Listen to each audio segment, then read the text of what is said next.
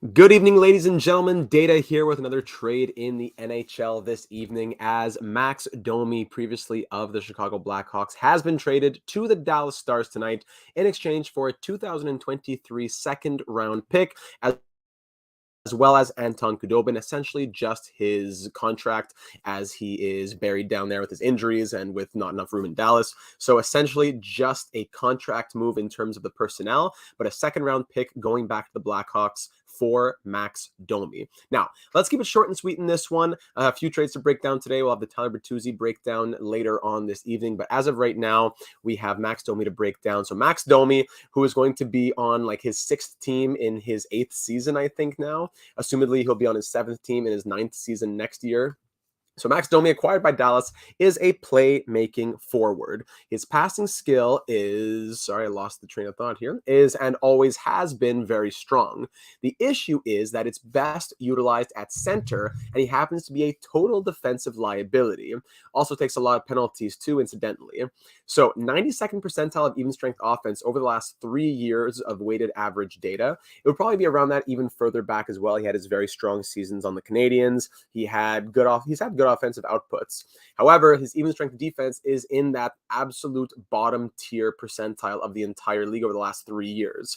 That's what's rough. It's been a bit above zero, but just this year plummeted it. So unfortunately, still in the primary assists per 60, 96th percentile.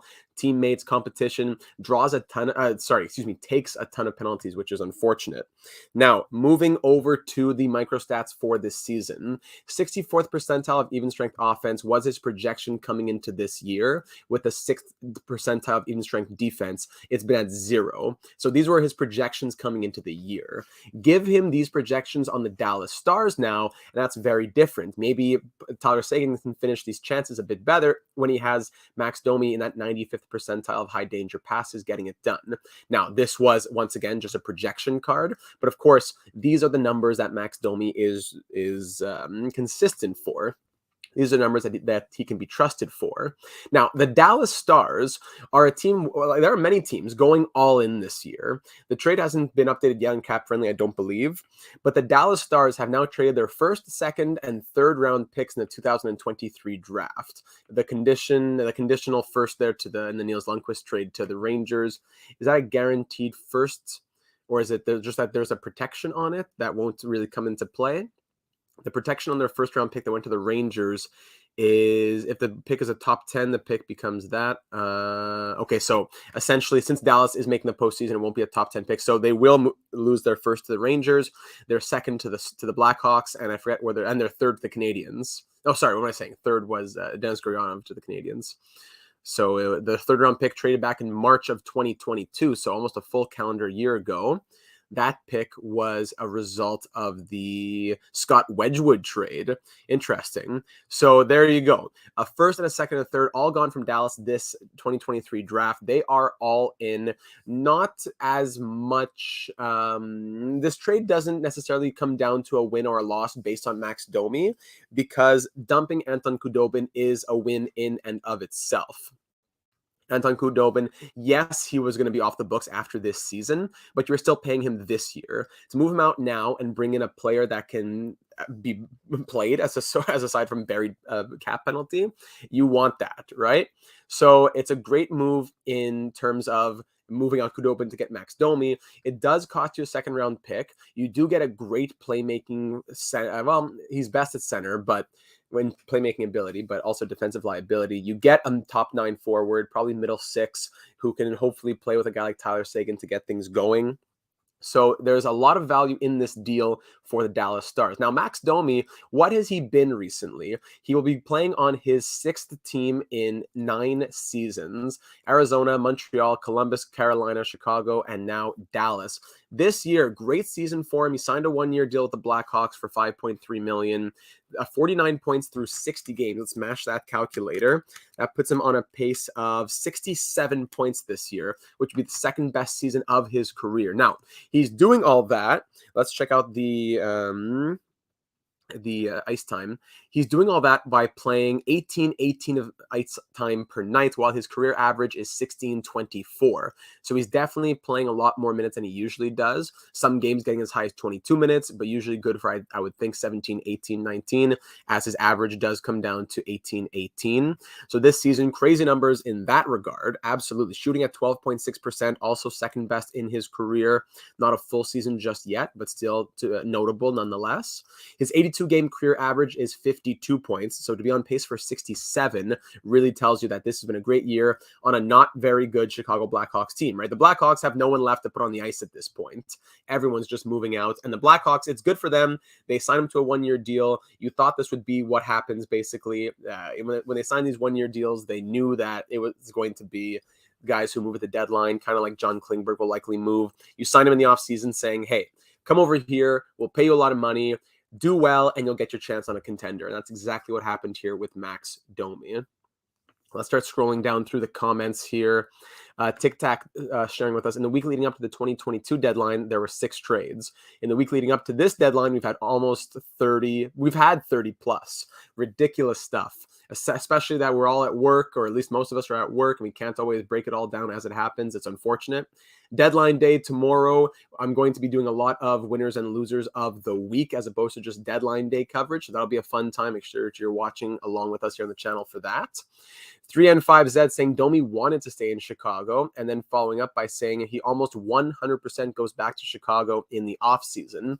I don't know about that. I don't know if Domi wants to commit to the plan that's happening in Chicago. I know that he enjoys playing there, but I'm just saying, as a competitor, do you want to sign with a team long-term if you know 100% for 100% certainty that they are still years away from being anything of a competitive team?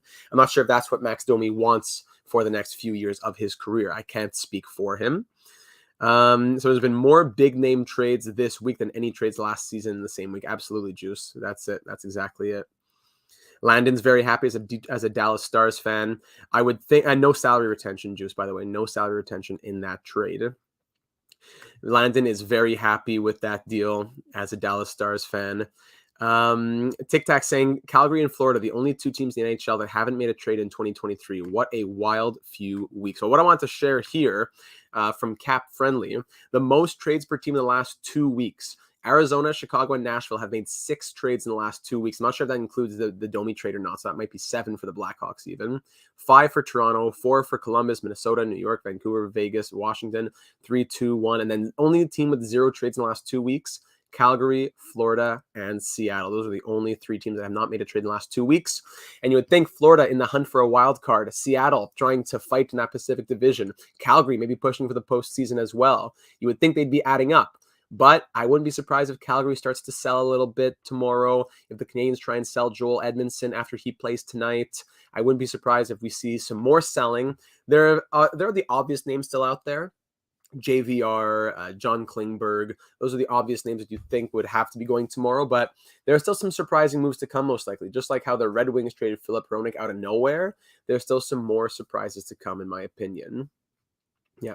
Seattle could move to get Klingberg. Yeah, I could see that. I could definitely see that, but they got to do something soon if they want to not have this crazy great season just end in, well, other teams just ended up loading up more than we did. Thing is, says Juice, thing is, if he wants big money for the next few seasons, Chicago's under the cap floor by quite a bit. So there you go. You get a big time deal. You can get term and money, but it's going to be a lot of pain. Depends what you want to do, right? So I think that's just about it for this breakdown. I like it for the Dallas Stars. I like that a second-round pick is what Chicago gets out of signing Domi in the offseason. And I also do like that Dallas gets to move their cap space that was just dead cap space and turn it into an actual piece. The Blackhawks get more value as they continue their full-on rebuild. Looking at the Blackhawks team now, just looking at the picks that they now have in their system.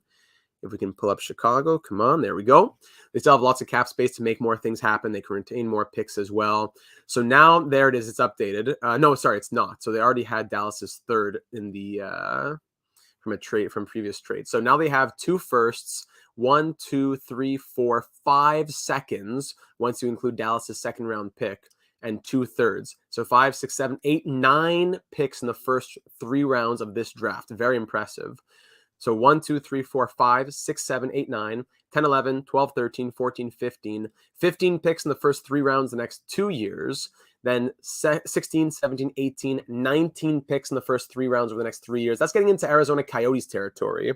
So it's a lot of value for the Blackhawks. Now, hopefully, they turn that into something that will make sense for them, right? Derek commenting, these trades are creating the best storylines for the playoffs. Hunger Games in the East. Quick gets dumped by LA with no heads up, and he ends up potentially facing them in Vegas. Can't wait. Neither can I, Derek. Happy birthday, Max. You are a star. Traded on his birthday. 28th birthday, I think it was. So there's the move for the Dallas Stars. I like it for that they'll try to get a jump start in their offense, a little bit of spark of something going in their offense with those passing analytics that Domi has.